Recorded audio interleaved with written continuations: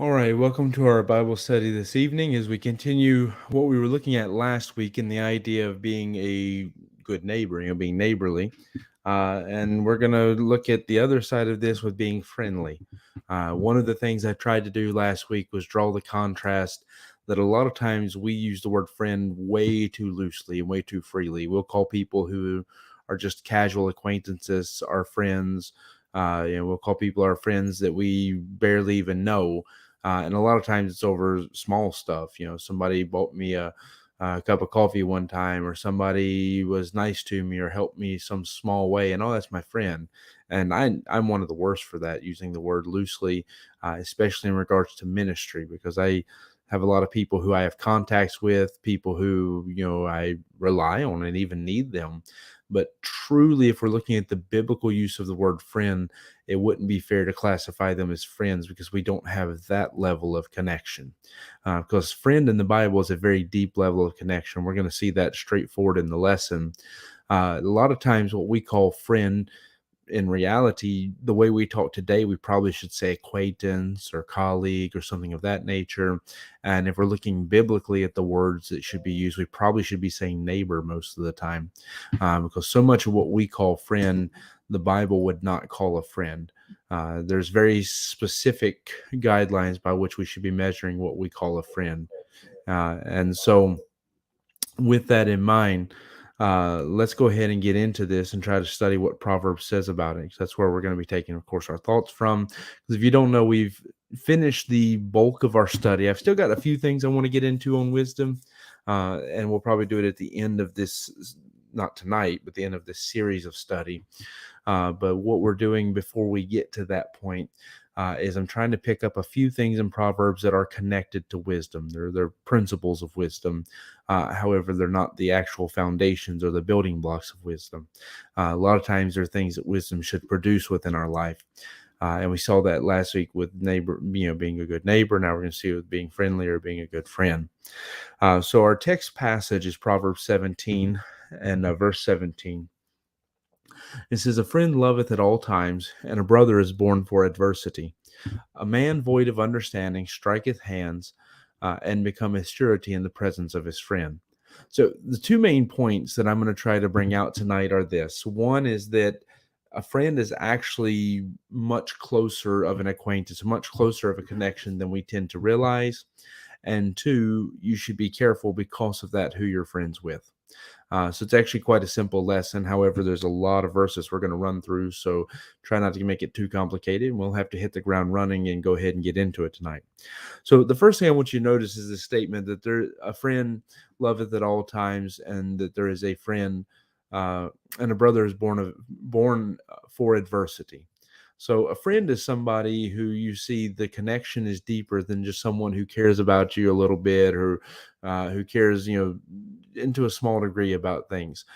So there's lots of people in this world who wouldn't want to see you harm. They don't want to see anything bad happen to you. They would help you if they could, but that doesn't mean that they actually deeply care about you to the point that they love it at all times. Like, they care about you in the good and the bad. They care about you even when you're having a bad day, even when you're not the most lovable person, that they still love you. Not most of the people you have contact with don't feel that way about you. Especially, I guess, another place where the word friend has really been cheapened is Facebook. And so if I put it like that, most of the people with whom you are friends on Facebook, they don't love you at all times. They like you, yeah, they're interested in you. They maybe they do love you at times, or maybe they care about you. But to say they love it at all times would be a great stretch. Half the people, because I've got a lot of Facebook friends, so more than half of the people I'm friends with on Facebook probably barely know who I am. They added me because they saw I was a preacher. They added me because they care about what I'm doing for the Lord. But to actually know me and have that connection with me, to love it at all times, they don't have that. And I'm not faulting them for it, because why should they have that? So understand that a friend, the first thing we want to look at is that a relationship with a friend is something that we're going to see rivals and exceeds many times that of even our family. In fact, that's what our next verse is going to be. Proverbs 18 and verse 24. We'll come back to verse 18, because that's the second half of our discussion tonight. But Proverbs 18 and verse 24 says, "A man that hath friends must show himself friendly, and there's a friend that sticketh closer than a brother. So we always read this and interpret that there's a friend that sticketh closer than a brother is talking about God. And while that's not wrong, God is certainly a friend that sticketh closer than a brother. He has promised to never leave thee nor forsake thee. There's nobody who loves you more or wants to be there to help you more than God. There's nobody who is more friendly to you, more connected to you, and has a closeness to you than God, or at least there shouldn't be. So for sure, that's not wrong to use that verse and apply it to God. However, you have to bear in mind this is a proverb, and proverbs are meant to be little nuggets of wisdom that you can hold on to, that their meanings should be contained within the context there. And so when you think about this as a proverb instead of as a statement to be applied to the Bible as a whole, but as its own individual proverb, a nugget of wisdom that you can memorize and hold it in your heart, what does it say?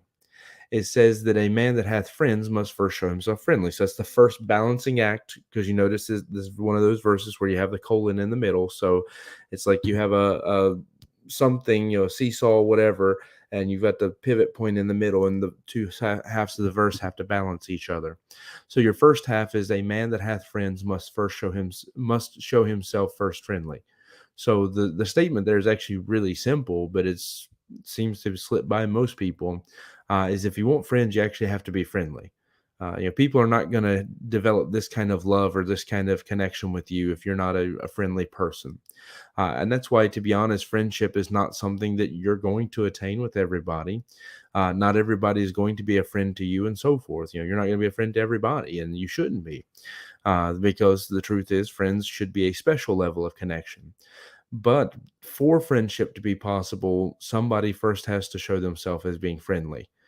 Somebody has to be the one who comes forward and shows themselves as being a friendly person. And that's why, again, if you compare this to God and use Christ as example, yeah, Christ has truly been a friend in that he came and did everything that was necessary to establish connection with us. In fact, to be honest, I feel like I'm doing it injustice when I describe Christ if I simply describe him as a friend. That's not to say I don't like singing What a Friend We Have in Jesus. It's just that it feels like an injustice, but the principles are there and you can use them to explain this verse, that Christ was someone who I am friends with him because he first showed himself friendly to me.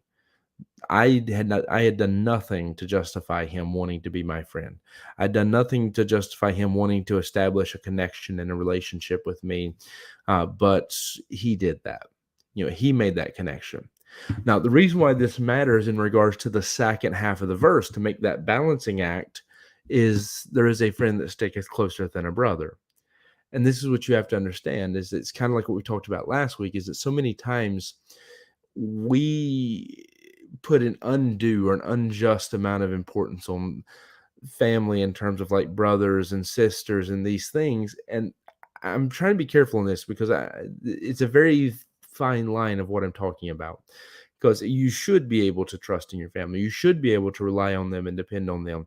But as anybody who has grown distant to their family because life has changed knows, that's not guaranteed just because of a blood connection.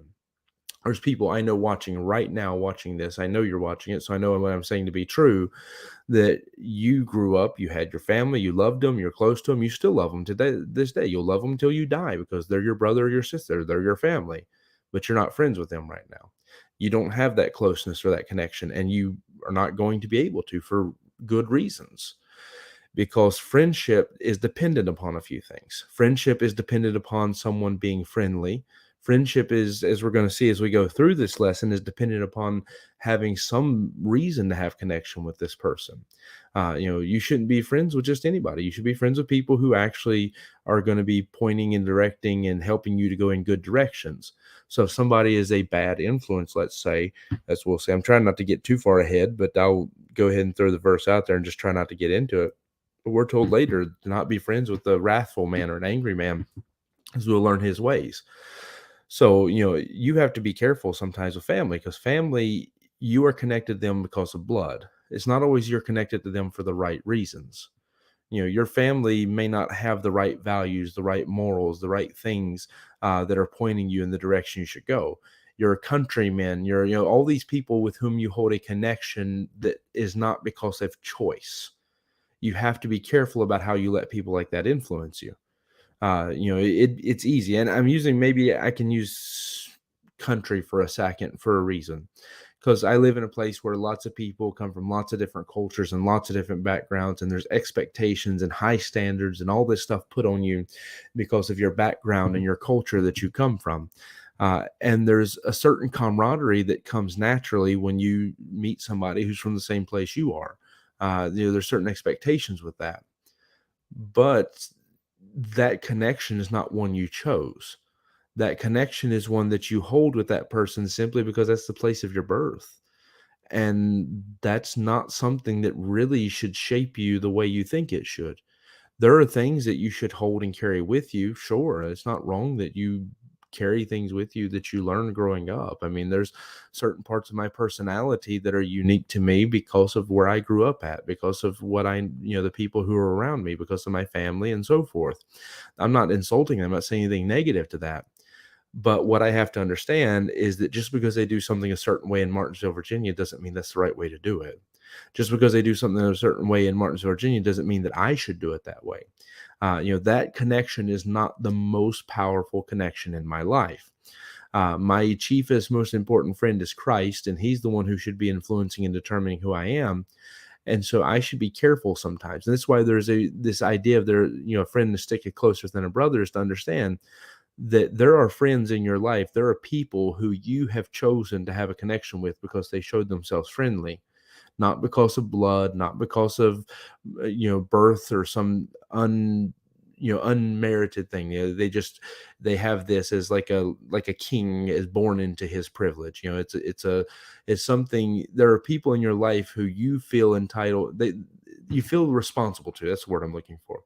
You feel responsible to them simply because you share the same parents, because you have the same grandparents, because you come from the same place, because you went to school together. It's not because they've earned that position in your life. It's not because it's good for you that they have that position in your life. It's not because these are people who are good influences on you. They have this position because you feel a responsibility to them because of some other connection. Where friends, the thing that makes them interesting and makes them special amongst all these people in your life, is that friends don't occupy that position because of some unmerited or unearned position, or because of birth or whatever. Your friends are there because you chose them. There's a saying that kind of sums up what I'm getting at, and that is that friends are the family that we choose. And while you could argue about the correctness of the statement, there is certainly something there that you should take away. And that's understanding that friends are people you choose to have a connection with. You choose these people because they first show themselves friendly. And that's why friends many times are closer to you than family. That's why, again, some of you listening right now know that there are things in your life going on that you'll go to friends. Friends that you've made at church, friends you've made at work, friends you've made wherever, but people who you've learned that these people actually care about me. These people want to be in my life. These people are important and special to me, not just because we share a similar place of birth or similar heritage or a similar family or so forth, that we have certain ancestors in common or whatever, but these people are important to me because they've chosen to be a part of my life. They've chosen to be important to me. When you look at those people, those are the ones that are usually there for you. When you really need help, those are the ones who are there for you. When you have something truly exciting in your life, most time those are the ones you want to share it with first. A lot of times you'll feel a sense of obligation to share it with family or whatever first, but your friends, and that's not to say your family can't be friends, but your friends are the ones you'll share it with first. And a lot of times when your family is the one you want to share it with first, is because you're still friends with your family. That's the thing I'm trying to get us to understand, is that what makes somebody close to us is not, birthright or blood or those kind of things. It's the connection we've made as friends. It's the fact that we have chosen this person to be a special part of our life. They've chosen to be a part of our life. They've chosen us and so forth because somebody showed themselves friendly, and now there's a connection. And many times that connection is closer than that of a brother. Many times that's closer than the connection that comes just from having been raised in the same home with somebody. I guarantee most everybody who will ever listen to this message, if they're honest with themselves, have people in their lives who you are closer to than your own siblings, simply because of the fact that you have established that connection. You've established that kind of love, that a friend loveth at all times, that a friend is there as someone that, they've chosen to be a part of your life, as opposed to being obligated or responsible into it. So that's the thing to understand about friends, is it's actually a very special and precious connection because of the fact that they are someone who's very close in our life. They're someone who, for whatever reason, has earned that position, whether it be through being friendly or doing something else. In fact, that's the other side of this part of the discussion, is to realize that sometimes friends are not chosen for the right reasons. It's not unusual that somebody has friends that that they have that connection with, but it's not for the right reasons. And I'll give you some examples of what I mean by that. Proverbs 19 actually has a whole series of verses that talk about that. So let's go there. Proverbs 19 and verse 4. And I'll read a whole passage here. It says, "Wealth maketh many friends, but the poor is separated from his neighbor. A false witness shall not be unpunished, and he that speaketh lies shall not escape. Many will entreat the favor of the prince, and every man is a friend to him that giveth gifts. All the brethren of the poor do hate him. How much more do his friends go far from him? He pursueth them with words, yet they are wanting to him." Another verse also I'll put with this is Proverbs 14:20. "The poor is hated of his own neighbor, but the rich hath many friends." And so there's a point that friendship doesn't always come for the right reasons, but it does come because we've chose it. So sometimes people will choose their friends because they're looking to who they can take the most profit from. So he's saying if somebody's rich, they have no problem with establishing this kind of connection with somebody, where people want to be around them, people want to be influenced by them, people want to have connection. People who give gifts have no problem with this because people want the profit. So in reality, there are people who their friendships are all for the wrong reasons. That's quite a common thing in this world. However, we have to be careful to make sure that we're not doing that. We're not choosing friends for the wrong reasons. Friends should be helpful and reliable because they have this closeness, because they have a connection that many times can go beyond that of even family. And if you struggle with that, let me give you an example of a great example. I think of this in the Bible is David and Jonathan. That David has said to love Jonathan with a love greater than that of what you would love, like even like loving a wife or loving, he says, greater than the love of women. That David loved Jonathan with all of his heart. This was, his closest companion in the world other than God. And you look at his brothers, he had no connection with his brothers. His brothers were awful to him. His brothers treated him like he was dirt. But Jonathan, who had no responsibility to David, Jonathan, who should have saw David as an enemy, because David, even before he come to the realization that God had chosen David to be the next king, David at the very least was a potential usurper to come in and marry his sister and take his place as the next heir to the throne. But when he found out that God had chosen David to be the next king, he said, "Look, I'm happy for you. If that's what God wants, I support you in this. I'll gladly stand by and stand out the way. I'm not going to get in the way of what God's doing in your life." Jonathan was David's friend because Jonathan was the ultimate example of what a friend should be. He was someone who loved David enough and loved God enough that he was going to try to push David towards what was right. He was willing to help David even when it come at cost to himself and so forth. So that's why we have to be careful about who we're friends with, because friends have that deep established connection where we open ourselves up to them. We don't open ourselves up to just everybody, but friends, we do that. We open ourselves up to them and to their influence because of the fact that friends are somebody who we choose to have that connection with because they've established reason for us to. And I'll give you some verses to go along with that. Proverbs 27 and verse 6 says, "Faithful are the wounds of a friend, but the kisses of an enemy are deceitful."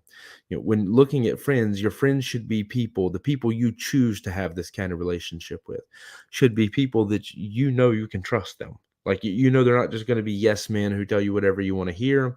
Don't get me wrong, you want friends who are going to support you and they have your back and they're willing to stand with you when others are attacking. Don't get me wrong in any of that. But your friends need to be the kind of people that when they're talking to you, they're going to tell you what you need to hear, not just what you want to hear. And I can give some examples. I'll give an example from my own life of what I mean, because there's a fine line between what I mean. Uh, we pick on Eli a lot, but I'll say this for Eli. Like when it comes to Eli, when he's talking to you or anybody else, he's going to stand with me because he's my friend. Uh, Now, maybe he doesn't like me anymore. Maybe it's changed, but but historically, this has been his testimony in the years that I've known him, that he will stand with me and he'll fight with me, and I know, or fight for me, and I know that he's someone who has my back and all of that. But when he's talking to me, if I'm wrong, he has no problem with talking to me respectfully and trying to explain, maybe you're not right about, maybe you need to reconsider this. And there's been times where he's changed my mind by showing me, maybe you should be more compassionate about this. Maybe you should be, slower to do something on this. Maybe you should just wait. And there's been times where he's been able to influence me and change my opinion on that because of the fact that I do trust him to not just tell me what I want to hear, but to tell me what I need to hear. Now, from your perspective, you may not get to see that because from your perspective, he's being a genuine friend and he's fighting to protect me. But I know him that when I'm talking to him, he's there to tell me not what I want to hear, but what I need to hear. And to be honest, that's usually what I look for in a friend. Now I'm using Eli's example because most people I'm expecting to watch this are going to be people in my church, people who understand that, and they know you can relate to what I'm talking about. But when I look at my friends, like pastors who I choose to actually be friends with, like the guys who I'm going to call when I need advice, the ones I'm going to talk to, the ones I'm going to invest my time and care into, uh, those people are the ones who trust them. I trust them that they're going to tell me.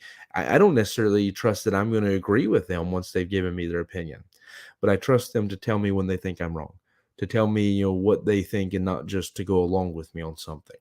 There's a pastor in my area that he doesn't normally watch these videos, so I don't think he's going to come across this. But Brother Kendall Smith is a pastor in my area that some of the pastors know I'm talking about. That I've always went to him for advice even before we established friendship. Back when I was just a young preacher, he didn't know really much. He knew who I was. We went to Bible college together and stuff, but he didn't really have that connection with me because I was still new. I just met him. But I found out very quick from talking to him that he's someone who I can trust him to tell me when I'm wrong, but not to try to hurt me. He's not just trying to hurt me or discourage me. He's actually going to try to help me. And that's what you look for in a friend, is someone who's going to try to help you. In fact, let's keep reading because there's not just this one verse here in Proverbs 27. Proverbs 27 verse 9, ointment and perfume rejoiceth the heart. So doth the sweetness of a man's friend by hearty counsel. So you want a friend who you can trust their counsel so that when they give you advice, it's like smelling a sweet perfume to you. It's something that rejoices your heart. When you smell something like a sweet perfume, you get that good smell. Or since Stefania's watching you, since you made a joke about the manager, when you smell the grill and you smell the bacon or whatever, you smell a nice food cook. No, I shouldn't pick on Stefania, but when you smell those things that are sweet to you, whether it's perfume or, to be honest, some of us, it is when I smell bacon might be more sweet to me than perfume. But when I smell whatever it is that's sweet to me, it rejoices my heart. It's, I like that. It's, in fact, sometimes I get disappointed because there's certain things Lori cook that smells like my favorite food that she makes. And I go downstairs and I realize it's not my favorite food. It's something else. And that's hope deferred makes the heart sick. And so I realize that, what she cooked is not what I thought. And then I get sad. But when I first smell it, I'm excited because I think I'm going to get what I want. But that same rejoicing that you get when you smell something sweet, you should have that when you're with your friends, the people you have that connection with, that when they're giving you advice, it's sweet to you. You realize that even if you don't fully agree with, you appreciate the place that this is coming from. You respect it and know that it's coming from a good place. It's not just somebody who's stubborn and proud and thinks you have to do everything their way, but it's somebody who's actually trying to help you. That's the kind of relationship we're talking about. Then Proverbs 27 as well, as we keep going through this passage, verse 10 says, thine own friend and thy father's friend forsake not, neither go into thy brother's house in the day of calamity, for better is a neighbor that is near than a brother is far. So we actually talked about the other part of this verse quite a bit last week, because it's part of the point that, you shouldn't just judge your connections, your relationships, off of things like blood connection and things like that. It should be based off of other things. That's not to say you can't have family that are friends. Your brother can be your neighbor. He can live right next door to you. Your brother can also be your friend. But the point is that if we just emphasize that, okay, well, I have to rely on this person. My loyalties all have to be to this person because we come from the same family. We have the same father, same mother, same grandparents, whatever. Proverbs is telling you that's foolish, to be honest. That relationships should be built off of more than that, if we're going to be honest. And so friendship has to be built off of more. The same way that being a neighbor is not about that kind of connection, but about community, about, do I have contact and connection with this person so that, I'm around them and I'm able to help them and they're able to help me. He's saying the same, something similar with friends. And so he says, thine own friend and thy father's friend forsake not. And the principle of the verse is that, you're going to need people, and you should look and learn how to rely on people who are actually able to help you, those who are around. And so the idea is, if you're having a bad day and you need help right now, and your brother is like mine, he's across the ocean, he would do anything in the world to help me, because my brother is not just my brother, he's my friend, but he can't cross the ocean in a day to be here for me. But I have neighbors who are close. I have people, because the neighbor doesn't just have to be the one who lives next door to you. It's people that you have contact with, you have community with. And so I have neighbors throughout this whole city and throughout area all around me that are close. And the more pressing the need, the closer they need to be. If I need help right now, then the best person to help me is the one in my house. If I need help, that I need to go beyond that, then it's better if I have someone close to me that can help me than having to wait for Safanya to drive an hour to get here to help me.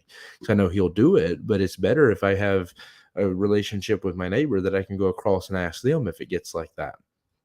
So what I'm getting at is that we have to understand that friendship should be important to us. I guess what I'm trying to say. We shouldn't just take advantage of it. Then verse 14. Sorry, no, we'll come back to verse 14 of Proverbs 27.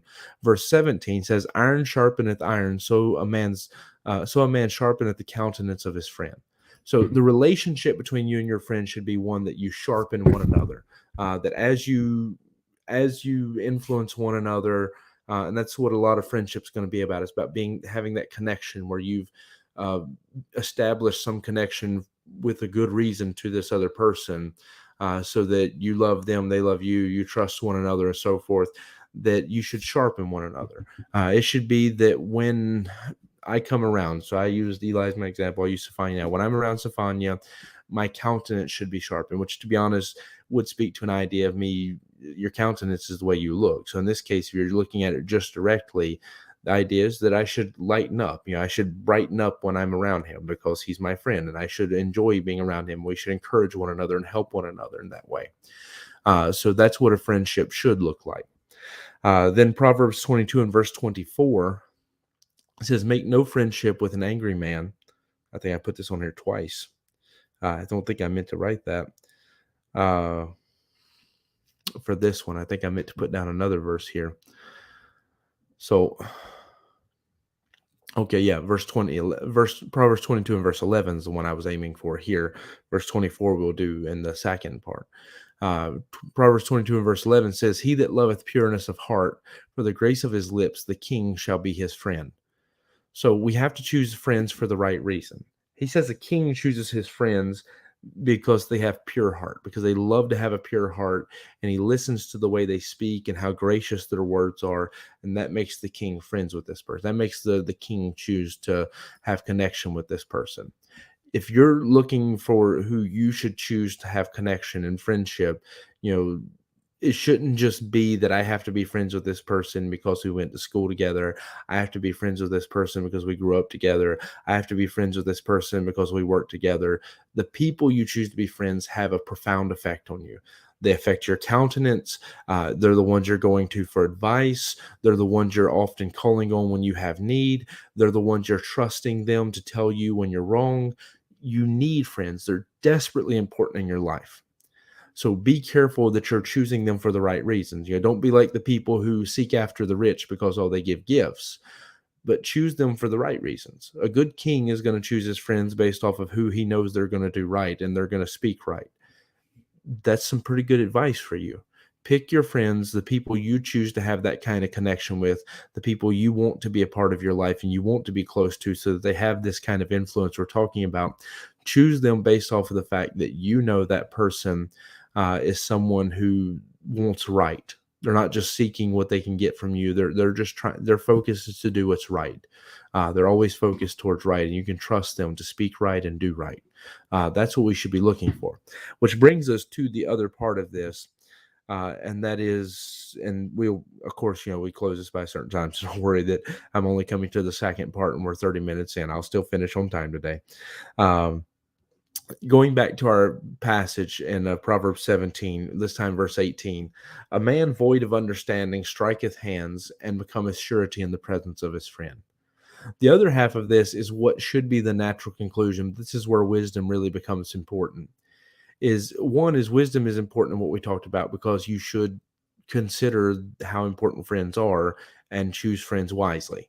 The other side of this is, in choosing friends wisely, you should make sure that you're not letting friendship abuse you, or that you're abusing friendship. What he's talking about in this verse, when you're being surety for somebody, is like being a co-signer. So it's like the idea, if you want to go sign for a loan and your credit's not good enough, your income's not good enough, whatever, you need somebody to come in and put their name on there and say, look, if they don't pay, I will pay on their behalf.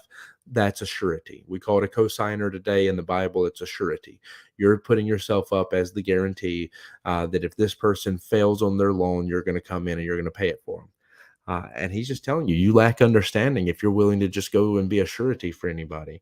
And in this case, he's even talking about a friend. He's saying, if you're just going to go be a surety for your friend, you do this because you lack understanding, because it's a dangerous thing to commit yourself to take other people's debts upon yourself. In fact, there's another passage I'll go to in Proverbs 6 that goes into this in a little more detail, that explains a little bit more about it, why it's a dangerous thing and why he's saying this. Because we have the idea, I'm friends with somebody, I love them, I'm close to them, so I should just go put my neck out for them. Whatever they need, I'm there for them, I'll do it. But God's saying, no, it's not wise to just say, because of friendship, just throw yourself into whatever danger situation comes. Even when somebody has earned their place as your friend, you still should be careful about what you're putting your neck out for and what you're putting at risk for them, because you have to be careful not to be abused or abusive in your friendship. So Proverbs 6 and verse number 1 says, my son, if thou be surety for thy friend, if thou hast stricken thy hand with a stranger, thou art snared with thy words, with the words of thy mouth. Thou art taken with the words of thy mouth. Do this now, my son, and deliver thyself when thou art come into the hand of thy friend. Go, humble thyself, and make sure thy friend. Give not sleep to thine eyes, nor slumber to thine eyelids. Deliver thyself as a roe from the hand of the hunter, and as a bird from the hand of the fowler. So what is he saying? He's saying, when you let yourself get in this situation where somebody's your friend, you want to help them out, and so you say, okay, I'll be the co-signer, I'll be surety for you. I'll take your debt on myself. If you don't pay, I'll pay it. He says, okay, once you do that, you're trapped. You're not getting out of this. You have to honor your agreement. If you said you're going to do it, you have to do it. So he says, the day comes when your friend traps you, when you're in his hand. It means he's caught you. When that day comes, when he doesn't pay and you have to come and pay in his behalf, go do it. Do it fast and be quick about it. But why should you the question in the passage is, why should you put yourself in this situation in the first place? So you have to be careful. And there's a tremendous, in fact, the best passage in the Bible, or I don't know, maybe not in the Bible, but for sure it's one of the best in the whole Bible. It's definitely the best in Proverbs, is in Proverbs chapter 1, when he's talking about people coming to you and trying to make a friendship. And they're saying, come, let us put all our money in one lot. Let us go. And it gets worse. Like every step gets worse. It's like, let us go and seek the precious life and seek the innocent, and let's plunder them and take all their stuff, and let's kill them and let's hurt them. And it's like, it's really awful. By the end of it's like, how would anybody agree to this? But if you actually read the passage and understand what he's going through there in Proverbs 1, the idea is that nobody starts there. The idea is that you make friends with the wrong people, and little by little, by letting those people influence you, and little by little feeling obligated that you have to go along and you have to continue and do what they ask because it's my friends. I can't disappoint my friends, I can't betray my friends. That you get yourself in more and more trouble.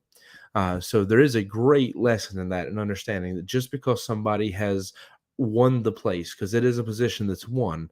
Just because somebody won the position of friend in your life, for whatever reason they were able to do that, doesn't mean you have to get yourself in trouble over it. Doesn't mean you have to let them take an undue amount of influence on you, or get you into a place where you're doing things God wouldn't have you to do. Because to be honest, God should be your chiefest friend, and if you have to betray Him to help your other friends, then there's something wrong. So that's the thing is, as we're picking friends, we should pick people that are not going to require us to turn against God or betray God in the process. Then Proverbs 22 and verse 24. This was the one I said we would get to in just a moment. Proverbs 22 and verse 24 says, "Make no friendship with an angry man, and with a furious man thou shalt not go." Your friends have, in all honesty, they have the biggest impact on you. Your family has had the biggest impact on you up to this point in your life, typically. Like, I mean, in terms of shaping who you are, there's nobody who theoretically has shaped you more than your parents. Now, some people, there will be differences because maybe they were raised by an aunt or an uncle. Maybe they spent more time with a grandparent. Maybe there was a family member who lived with them and had a lot of influence. It's not saying that this is a blanket statement that applies to everybody. But in general, the way the home has been designed, the way God made life to be, the people who shaped you more than anybody else in this world are your parents. And then the people who've typically had the second highest level of influence on you tend to be that next level of connection, like brothers and sisters, or even sometimes grandparents. And then it extends beyond that to where it's aunts, uncles, cousins, so forth. Those people tend to be the ones who shaped you growing up because those were the connections you had. However, if you think back to it, in reality, your friends typically had a pretty big effect on shaping who you are. Now, to be honest, for me growing up, I had friends. Like I had quite a lot of friends with school. I was somebody who, before I got saved, I was a bully, but yet for some reason, I don't know, I still don't understand it today. People, maybe they pretended to like me just to not have to deal with my problems. But in general, I got along with most people I went to school with. And as a preacher, whether they liked me or not, they at least were respectful to me. And I was friendly with most of them. I was at least neighborly, if we're looking the Bible term for it, to where I got along with most people I went to school with. However, in terms of really like close personal friends, I didn't have a lot growing up. I don't know. I was more reserved to myself. I mostly was with my family, like my brother and my sister and my mom. To be honest, my dad and I weren't as close growing up just because of the way our relationship was at the time. Of course, now I've made that clear. We're much closer as Christ worked in both of our hearts. But growing up, it was something where normally I would have one friend who I was really connected to at the time. And so most of my life, it was a boy named Nick, that me and him had a big effect on each other. And like I look at my life today and I see certain things that I picked up from him and his family. And I assumed that he would be able to say the same, even though we weren't always in the same area. There were many times that he would move away to go stay with his mom because his parents were divorced. But when he was around, we seemed to just come together and connect. I had a cousin who I was friends with that had influence on me and had an impact on who I am. My brother, of course, was probably, to be honest, the best friend that I had growing up. And even to this day, like if I had to look at someone who who loves me and do most anything for me, of course, my mom. But in terms of like someone who I have that friendship with, it probably still would be my brother, even though we're separated so far. But I have to say that like the one who had the highest level of influence on me was him, outside of my mom. And that's because, of course, to be honest, when you're little, even if your parents are special in their relationship because they're not friends, there's something more important. Your parents typically are your friends when you're little. And with my mom, she was very much my friend as much as my mom as well. So she had that influence on me. And right now I hear Josiah screaming, so we may not be friends in a few minutes when I get done. But uh, my point being is that when I look at what shaped me and made me into the person I am today, it has been friends. It had been friends, whether it's my family who I am friends with, or it has been friends that those few that I made that close connection with in school. Or to be honest, most of my influence has come by my preacher friends and pastor friends and friends in ministry that I've made as I got a little bit older in life. That really, around 15, as I was in my late teens, that really shaped me into who I am. And some of them I don't have that connection with anymore, but when they had it, they had a profound impact on who I am. And today, as I'm looking, people who I'm friends with and people who I spend the time with and people I'm connected with, they're the ones who who have the most impact on who I am from day to day. Like the people in my church are the ones who I spend most time with. You are my friends. You are the ones who I'm invested in. I keep up with you. I care about you. I know what's going on. I spend the most time with you. That's not to take away from my friends who live far away, but my friends who I spend the most time with are the ones in my church. That's where most of my time and energy is invested. And so normally, when I'm trying to think of somebody who I would like to, I found something new. I want to share this with somebody. It's one of you. If I'm trying to think of something, somebody I want to talk to today or whatever, it's one of you. And I have to be careful. I keep hitting the microphone as I get excited. Uh, but the point is that friends have that impact on you. They shape you, they have influence over you to the point that God says you better be careful with who your friends are. Because if you're friends with an angry person, you're going to learn to be an angry person. If you're friends with somebody who's a liar, you're going to learn to be a liar. You're friends with a thief, you're going to learn to be a thief. If you're friends with Jonadab, you're going to be in trouble. The point is that when you look in the Bible, friends have a profound impact on people. Sometimes the friend is the one who's getting them out of trouble. Sometimes the friend who's the one's getting them in trouble. And if you don't know what I mean by Jonadab, Jonadab was Amnon's friend who convinced him to do the evil that he did to Tamar, his sister, who got him killed and ruined his whole life. Friends have some of the highest level of impact on who we are as a person. I'm not going to say highest because in truth, that should probably be parents. It should be God more than anybody, but it should oftentimes be parents, pastors, leaders who are in our life, things like that. But beyond that, it's going to be friends usually. And you have to be careful that you're not letting that connection cause your friends to lead you in a bad direction. That you're not letting it be like, well, we're friends, so how can I betray them? How could I not do this? If your friends are becoming harmful to you, if you're the furious person teaching you to be furious, then at some point you have to step aside and realize that this is not a good friendship for me.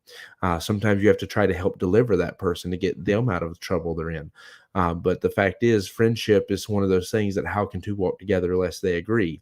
And so what's going to happen is either when there's a problem like that, either they're going to have to be changed because you're going to help deliver them from the bad direction they're going in, or they're going to pull you in the bad direction with them.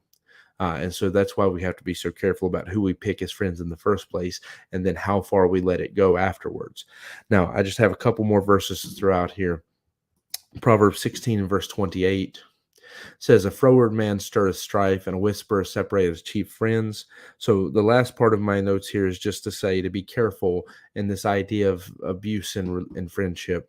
To be careful about who you let come between you and your friends. Because while you also have to be careful, like we've been talking about what direction your friends are taking you, your friends are there because they earned that position. They're there because they showed themselves as somebody who was friendly to you, somebody who earned a right to be a part of your life and earned a right to have a connection with you, to have that influence and so forth. So be careful about who you let come in and separate you, because God says it's a froward person who comes in and tries to separate friends. Now, that's not to say if you have a friend that's leading you in a bad direction and somebody else who is a friend comes and tells you, you should be careful about this person or take you in a bad direction. Well, the one who's trying to help you is a better friend than the one who's trying to hurt you. So I'm not saying that there won't be a time and a place where somebody has to try to separate you from a toxic friend, from someone who's poisoning you and taking you in a bad direction, who's abusing the friendship. But in general, when somebody comes and they're trying to cause problems between you and your friend, you need to step back and ask, is this somebody who should have the ability or the right to do that? Because many times it's a froward person who's trying to do that. Then Proverbs 17 and verse 9 says, he that covereth a transgression seeketh love, but he that repeateth a matter separateth very friends.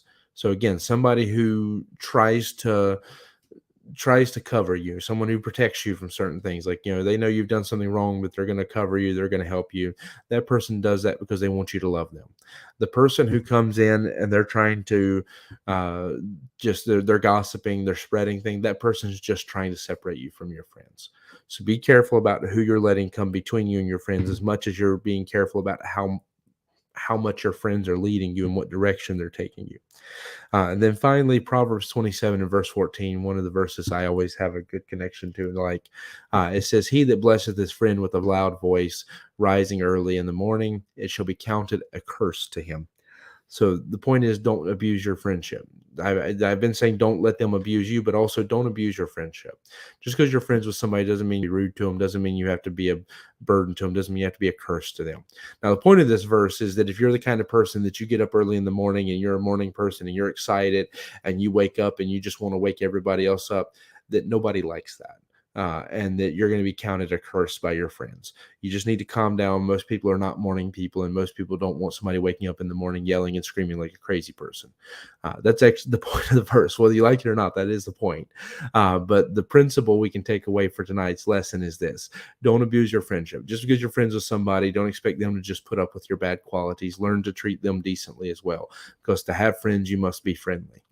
All right, so that's my lesson for tonight. If you have any questions, feel free to ask them. I think, to be honest, this is something that I don't think people realize how much they need this, because as a pastor, I have found more and more, the more I work with people, a lot of the problems they have are either that they are doing things out of a sense of obligation to country, to family, to other people, but it's people like, why are you letting these people tell you what to do? These people don't act, they barely care about you. Like, they don't spend time with you. They don't call you. They don't talk to you. They don't spend time around your kids. They're not invested in your life. And you're letting them dictate and determine how you're going to live your life. Just because somebody grew up in the same house as you doesn't mean they're actually your friend. Just because somebody grew up on the same street as you doesn't mean they're your friend. A friend is someone who has proven that they deserve that situation because they showed themselves friendly. And if you cultivate a good friend, that friend can be closer to you than any brother can be.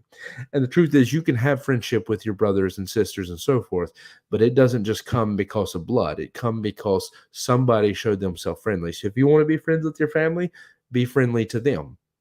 If you want, for whatever, you want to have friends, be friendly with whoever. Whoever it is you want to be friends with, be friendly with them first. Earn the position of friend. Don't just expect it because of blood or whatever. But also don't let loyalties that were not earned, loyalties that came simply because of birth or location, proximity, whatever, determine who you count as a friend. Your friend is somebody who earned that position. That's why I say, friends are the family we choose is actually a pretty biblical statement, even though you won't have a Bible verse for it. It's fine. You said sound doctrine. So wrong Bible study, but I appreciate the thought behind it. I appreciate the others who've left comments already. And I'm encouraged by that. Let me say also to pray for Norick. I've been on the phone with him today, as I shared with some people. I don't even know who I've shared this with. I don't think many. Norick is in the hospital at UZ right now. He's had some problems. Most people in the church right now won't know him personally because you haven't got the opportunity to meet him, but he was in the church in the very beginning. He was somebody who was a big help to me in the beginning of the church, but he just, through different problems in his life, got out of church, got away from God and away from the church for a while, and he's at a really burdened and down place right now because of it.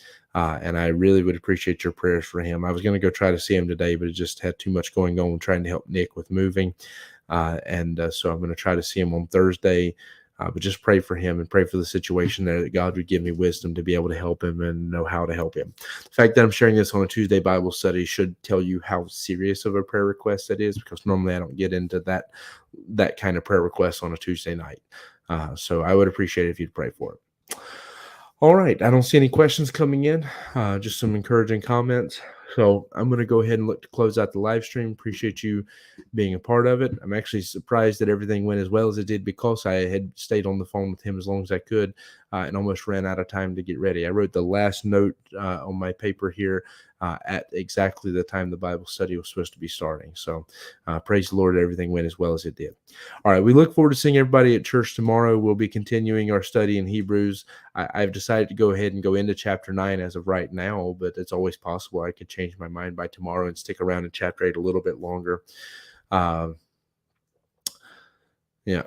Yeah. It's fine. He says, pray for all of us because Alra's cooking tomorrow. But, anyways, do be sure to be there. So support her so that she'll feel more comfortable to cook. So, maybe if you're worried about it, bring you an antacid or something you need to settle your stomach, but at least show up and support as somebody's cooking who doesn't normally cook, so that they'll be encouraged and, they'll get more involved and stuff like that. So, anyways, I do appreciate all of it. We'll go ahead and close out the live stream. Hope to see you at church tomorrow and hope you have a good evening the rest of your day today.